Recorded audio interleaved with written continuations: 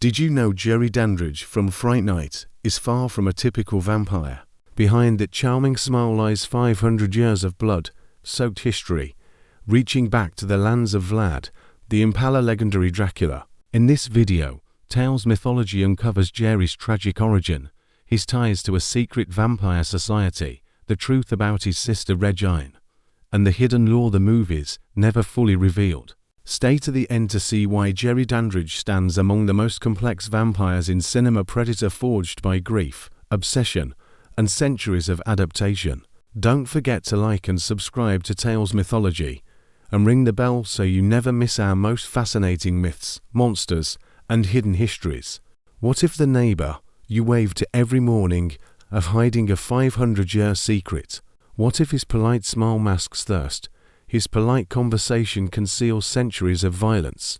Tonight, we peel back the facade of one of horror's sharpest disguises, Jerry Dandrige. Far more than a vampire next door, he's a thread woven into the tapestry of Dracula, twisted by tragedy and ambition. Let me walk you through Jerry's dual life, the suburban gentleman and the immortal predator, neighbor, friend, predator. In Fright Night 1985, Jerry Dandrige moves into Charlie Brewster's neighborhood. On the surface, he's affable, charismatic, even helpful. But Charlie suspects something darker. He follows Jerry, watches him at night, and an uncomfortable truth emerges. His neighbor is a vampire. Let's pause and reflect. Whenever a horror villain wears a mask of normalcy, that contrast becomes more terrifying. We believe our everyday world is safe, until someone like Jerry proves otherwise. Jerry's strength lies not only in teeth and claws, but in social deception. He moves like a man, talks like a man, manipulates like a man. He's not just brute force, he's charisma weaponized. Why focus on origins? Many vampire stories skip the origins, keeping you in the dark. But I believe that what we don't know, how a monster became monster, often reveals its soul, if it can be called that. By connecting Jerry to medieval Europe, to Dracula's soil, we do more than build cool, or we see how betrayal, grief, and hubris transform someone. In this retelling, I lean on both the original script's claims and what the wider lore suggests: comics, fan theories, supplemental sources. Where the original is silent, I'll offer reasoned speculation. My goal: a layered, emotionally resonant portrait, not pure myth. Setting the stakes, because Jerry is not a random vampire. He's part of a lineage, a bloodline with purpose. His obsession with Amy, his cunning attacks, his resurrection all tie into a bigger game. This video will reconstruct his earliest life as Gelit Satra, connect him to Vlad's domain and the supernatural politics of vampire society, explore his rule in America, his cruelty, and his mask, introduce the sister Regine, and how our art complicates the mythology, examine resurrection and villain networks, Legion of the Endless Night, reflect on what Jerry teaches us about trauma, identity, and the monster within. But first, let's step into his origin. Imagine Eastern Europe in the late 1400s, shifting kingdoms, Ottoman incursions, powerful noble houses pursuing both political and spiritual paths. In that crucible, a boy named Gelit Satra is born. A second son's dilemma. According to the original lore, Gelit was the eldest son of Yonos Bashara, but from a second branch, meaning he would not inherit the primary estates. His fate: to join the clergy, serve God, renounce worldly ambition. In many noble families, the spare heir becomes a monk, a soldier, or a diplomat. There's poetic irony here. The intended holy path becomes a foundation for unholiness. As a novice, he would have learned Latin, theology, discipline. But the tides of politics pull him back. When his uncle falls ill, his family recalls him to secular life. He marries Maria of Laponi, distant kin of King Matthias of Hungary, a detail introduced by the original script. This part mirrors many medieval tragedies: women married into alliances, lands secured through ties, young men thrust into power before they are ready. The battlefield, the betrayal. In 1476, the kingdom is threatened by Turkish forces. King Matthias calls his nobles to arms. Gelit participates in the defense, On that battlefield, he fights alongside Vlad of Wallachia, father to the famous Vlad the Impaler. He's said to favor peace. Vlad, in contrast, is more ruthless. That ideological rift may have been the seed of their fatal tension. When Gelik returns home, he expects solace, but finds carnage, his home burned, impaled bodies, death everywhere. Vlad's signature, worst of all, his wife Maria and her servants are gone committed suicide rather than await a twisted rescue. That detail, suicide to avoid capture, horror, or worse. In that moment, Gelik's identity irrevocably fractures, his faith shatters. Curse or choice, at his nadir, amid emptiness and rage, he curses God, the original claims. In that darkness, something turns him. Perhaps a vampire finds him, or his despair invites a supernatural pact. He becomes Vlad's first vampire victim, meaning that, metaphorically or literally, his transformation is tied intimately to the same soil that bore Dracula.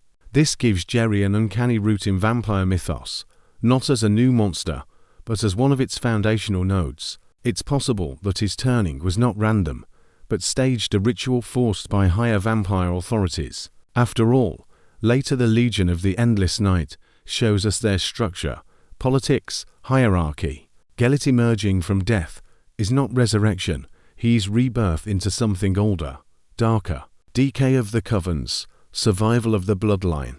Over the centuries, Gelik now Jerry builds covens across Europe, feeding, expanding, influencing. But vampire history is fraught, splintering alliances, holy orders, rival vampire factions. Eventually, his covens collapse or are destroyed. Only he and his sister Regine remain. This theme, the lone vampire surviving collapse, echoes many Gothic legends. Cf. Dracula often stands alone, or Carmilla isolated. It sets up Jerry's eternal isolation, reinforced by loyalty only to his sister. To survive in a changing world, he must adapt, blend into human society, reinvent personas, shift across lands. His talents in deceit and disguise must become as sharp as his fangs. That brings us to his arrival in America, a new frontier. Anonymity, tolerance for oddities. Jerry's arrival in America isn't just a migration, it's a metamorphosis. He sheds the weight of centuries and dons a new mask, neighbor, friend, seductive stranger. The mask of normalcy. To live openly, Jerry must appear harmless. He becomes Jerry Dandrige or Dandrige in inconsistent sources. He settles in a suburban neighborhood first in Fright Night 1985, as next door in an American town. His patterns, moving into a community, charming neighbors, cultivating a confacade. This camouflage helps him feed without suspicion. He avoids drama until a suspicion arises. He's not sloppy, he's patient. Why does he pick suburbs? Because they're ideal, quiet, trusting, gullible. People believe in polite facades. The predator lurks behind the curtain. Beauty, obsession, control. Jerry doesn't feed indiscriminately. He seeks young, beautiful women, a tragic echo of Maria, his lost wife. He's drawn to idealized forms. In the 1985 film, he becomes obsessed with Amy, partly because she resembles his Maria. But feeding is not the only act. He decapitates victims after death to prevent rising. That shows not only his knowledge of vampire infection, but his ruthless pragmatism. Survival is paramount. Letting the dead rise invites exposure. He transgresses the boundary, also in emotional manipulation. When Charlie confronts him, Jerry whispers, "Keep quiet or die." It's a threat and control tactic. Conflict with Charlie Brewster and allies. Charlie Brewster, the teenage protagonist, suspects Jerry early, but few believe him. Not his girlfriend, not friends, not authorities. Desperation leads him to Peter Vincent, a washed-up TV horror host. Jerry spies this alliance. His moves are deliberate. He visits Charlie's home, threatens, manipulates. He kidnaps Amy, bites her, turns friends Evil Ed, all to destabilize the protagonists. In the Belmont form, Jerry is strategic. He handles opposition with speed and seduction, never brute force first.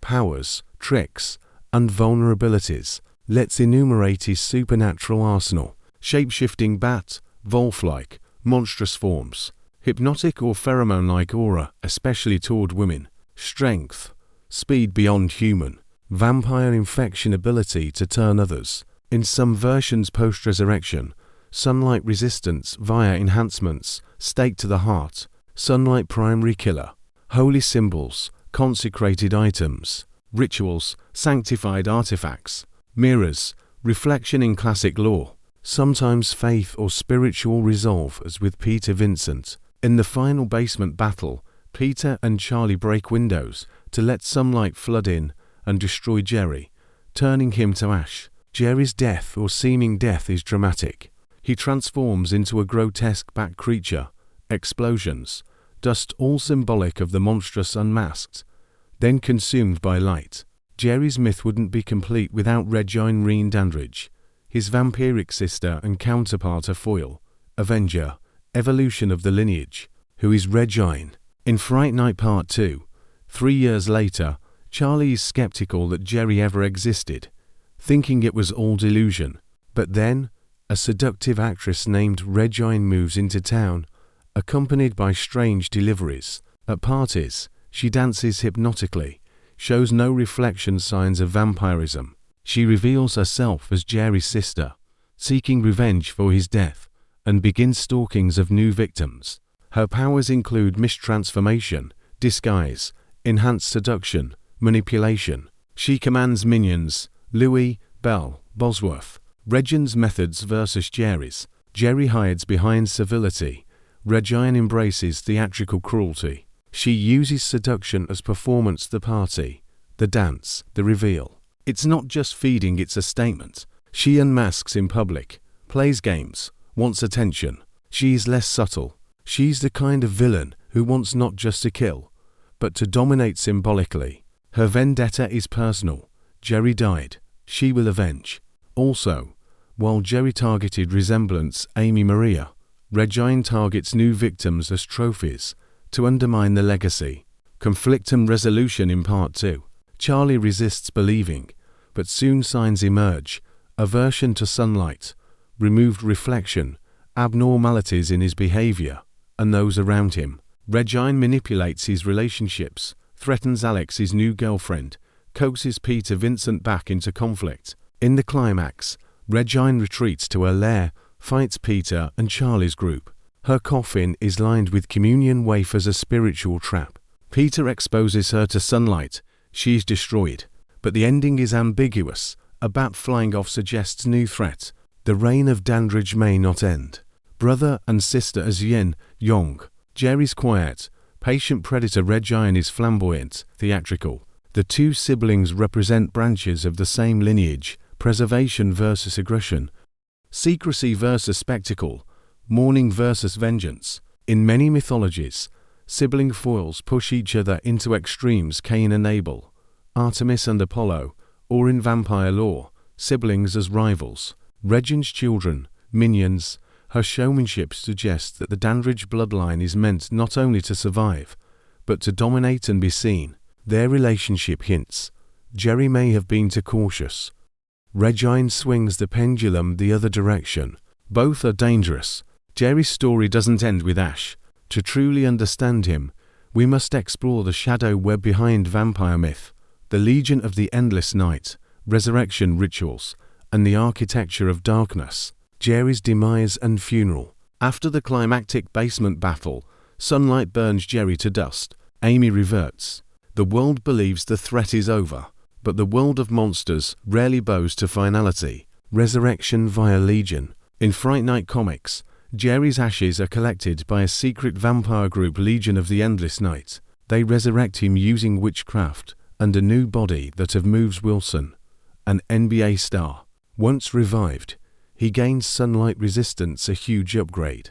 He flees to France, builds a coven, especially recruiting Parisian vampire prostitutes. This elevates Jerry from a street-level predator to a vampire warlord, operating on transnational scale. Vampire politics and networks. The Legion implies structure, covens, alliances, resurrection rituals, perhaps vampire lineages, It suggests Jerry was not a rogue, but part of a larger system. His resurrection speaks to his value in that system. When he escapes Paris and rebuilds, he's no longer alone, he leads. His power becomes symbolic, not just predator, but architect of vampire domains. Here we can compare to other vampire organizations in Blade, Buffy, and Rice hidden councils, hierarchies, archbishops of darkness. Jerry's arc parallels the rise of a vampire lord from local predator to global threat. A mini-case story, the resurrection of Dracula in Castlevania. To give context, in Castlevania and Dracula lore, Dracula is resurrected through blood rituals, stolen remains, or ancient scrolls. The idea of collecting ashes or bones resonates with vampire myth. The body part or remains maintain mystical connection. Jerry's resurrection by the Legion is not unique, but it signals he is central to the vampire myth continuum. His soul or essence is powerful. This transforms our perception. Jerry is neither wholly independent nor fully controlled. He exists between the network and rebellion. Beyond fangs and shadows lies a man fractured. Grief, obsession, identity twisted. Jerry isn't monster first, he became monster. Let's examine that psychological core. Maria, Amy, obsession, repetition. Jerry's attraction to Amy is not mere opportunism, it echoes Maria, the one he loved and lost. Seduction becomes reenactment. He is rewriting history. This is tragic. The monster haunted by a ghost. From a psychological standpoint, obsession often arises not from love, but from trauma. Jerry clings to shadows of the past to validate his identity. Amy is both victim and symbol. He fails to see people. He sees echoes, films replayed. Isolation, time, the weight of centuries. Immortality is often romanticized, but centuries of loss, decay, memory, loneliness shape a vampire. Jerry has lost covens, allies, eras. He moves across centuries. He must conceal himself from time. He hides in personas, reinvents. Even his relationship with Regine is perhaps the only tether to family. But that tether is fraught, conflict, legacy, expectations. In literature, immortal characters often suffer existential crisis. Who am I when eras vanish? Jerry's identity is crisis in motion. Ethics of monstrous rationality. Jerry's logic, survival at all costs. Victims are fuel. Decapitation is control. Obsession is strategy. He doesn't believe in mercy. Yet he occasionally shows grief, for example. Reaction to Billy's death, according to fans and analyzes, he has layers. He is not clean evil, he's mess, grief, rage, ambition. This complexity elevates him. What Jerry teaches us: trauma can transform identity. Monsters are not born, but made. Obsession and repetition trap us in tragedy. Power built on vanity and control ends up isolated. Even in darkness, fragments of regret or love may linger. In many ways, Jerry is a dark mirror. We fear his fangs, but we can relate to loss, longing, identity fractured. We come full circle to that suburban basement, to the breaking of windows, to sunlight as ultimate judge. But beyond the finale lies legacy and lasting lessons. The final battle revisited. Peter, Vincent, and Charlie break open Jerry's sealed basement windows. Sunlight floods in. Jerry transforms, attacks, then dissolves to ash. Amy is freed. The theatrical flourish. Glass shatters. Bat-shadowed form. Anguished final scream. Amy. These touches underscore that the monster is also emotional, tied to love and loss. That final exposure, bringing light to darkness, is symbolic. Truth over deception. Afterlife of the legend. But Jerry's ashes survive in secret. The Legion resurrects him. Regine stalks anew. New vampires rise. The beast refuses to stay dead. The world of Fright Night becomes layered. Screenplay gives film, gives comic expansions, gives possible prequel novels. Jerry is less a static villain than a franchise linchpin, connecting Dracula myth, vampire politics, cinematic horror, and fan world building. Let's step back beyond vampire lore and consider what Jerry's story offers to us, the human audience. Monsters are built, not born. Trauma, betrayal, identity crisis can warp any soul. Appearances can deceive. Danger often hides behind routine. Gentleness, charm, legacy and obsession trap us. Replaying the past blinds us to new paths.